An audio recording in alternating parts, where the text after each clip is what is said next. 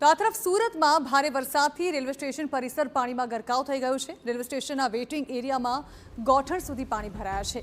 પાણી ભરાતા મુસાફરોએ હાલાકી ભોગવવાનો વારો આવ્યો। ખાંડ બજાર ગરનાળામાં કમર સુધી પાણી ભરાયા છે, તો હાલ પાણી ઓસરતા તંત્રે રાહતના શ્વાસ લીધા છે। સુરતમાં બપોર બાદ શરૂ થયેલા ધોધમાર વરસાદે ગણતરીના કલાકોમાં શહેરને પાણી કર્યું। ખાસ કરીને સુરતના રેલવે સ્ટેશન પર વરસાદી પાણી ભરાતા મુસાફરોએ હાલાકી વેઠી। રેલવે સ્ટેશનના વેઇટિંગ એરિયામાં ગોઠણ સુધી પાણી ભરાતા મુસાફરો પોતાનો સામાન બચાવવા દોડધામ કરતા નજરે પડ્યા।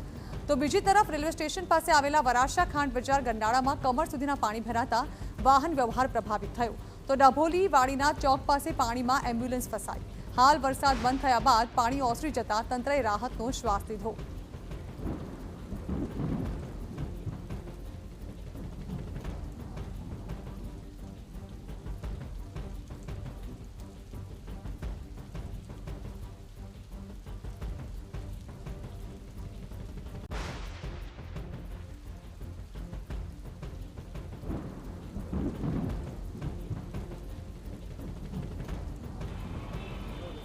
સુરત શહેરમાં પડેલા ધોધમાર વરસાદને કારણે અનેક વિસ્તારો છે તે જળબંબાકાર જેવી સ્થિતિ સર્જાઈ છે। અનેક વિસ્તારોની અંદર પાણી ભરાવાના કારણે ભારે ટ્રાફિક સર્જાઈ છે। સુરત મહાનગરપાલિકાના કારણે આજે સુરત શહેરનો મોટાભાગનો વિસ્તાર છે તે આજે પાણીની અંદર ગરકાવ થયો છે। આ દ્રશ્યો તે સુરતના અડાજણ વિસ્તારના જે દ્રશ્યો જે બતાવી રહ્યા છે। અત્યારે બાળકો જે છૂટવાની જે ઘટના બની છે, જે કહી શકાય છે, બાળકો સ્કૂલ ટ્યુશનથી જ્યારે છૂટતા હોય છે ત્યારે આ જે બાળકો છે તે પાણીની અંદર પસાર થવા છે તે મજબૂર બન્યા છે। આ દ્રશ્યો છે તે સુરતના અડાજણ ગુજરાત ગેસ સર્કલના જે જોવા મળી રહ્યા છે। અત્યારે આ દ્રશ્યો જે છે સુરત શહેરના માત્ર એક વિસ્તાર નહીં, કતારગામ, ડભોલી, પાંડેસરા, વેસુ, પીપલોદ આ તમામ વિસ્તારોની અંદર પાણી ભરાવાના કારણે ટ્રાફિકની સમસ્યા જે સર્જાઈ રહી છે। ઘૂંટણ સુધીના જે પાણી છે તે ભરાઈ રહ્યા છે। અનેક વાહનો છે તે પાણીની અંદર બંધ પડી જવાની સ્થિતિ છે તે પણ સર્જાઈ રહી છે। આ દ્રશ્યો તમને જે બતાવી રહ્યા છે, બાળકો છે તે ઘૂંટણ સુધીના પાણીની અંદર જે પસાર થવા જે મજબૂર બન્યા છે।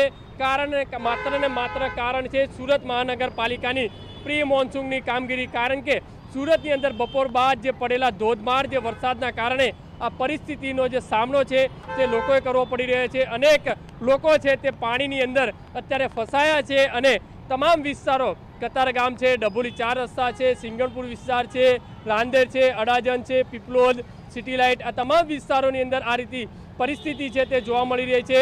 તમામ જે રોડ રસ્તા ઉપર ગટર બ્લોક હોવાના કારણે જે પાણી છે તે ભરાયા છે। અત્યારે પાણીનો નિકાલ છે તે સમયસર ન થવાના કારણે અનેક વિસ્તારો છે જળબંબાકાર જેવી સ્થિતિ સર્જાય છે। માત્ર સામાન્ય વરસાદની અંદર આ પરિસ્થિતિ પાછી કેટલું પાણી છે?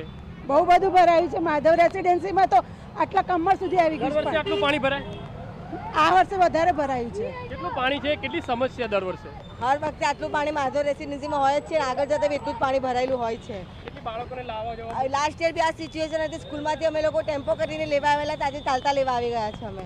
જે રીતે આ લોકો કહી રહ્યા છે કે આ વિસ્તારની અંદર દર વર્ષે આ રીતની સ્થિતિ સર્જાતી હોય છે। જોઈ શકાય છે આખો રોડ છે તે પાણીની અંદર જે ગરકાવ થયો છે અને તેના કારણે અનેક જે બાળકો છે જે સ્કૂલેથી છૂટતા હોય છે તેમને લઈ જવા અને મૂકવા માટેની સમસ્યા સર્જાઈ છે।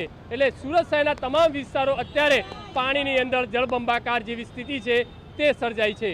માત્ર ગણતરીના મિનિટમાં પડેલા વરસાદે સુરત શહેર મહાનગરપાલિકાની પ્રી મોન્સૂનની જે દાવા હતા તે પોકળ સાબિત કર્યા।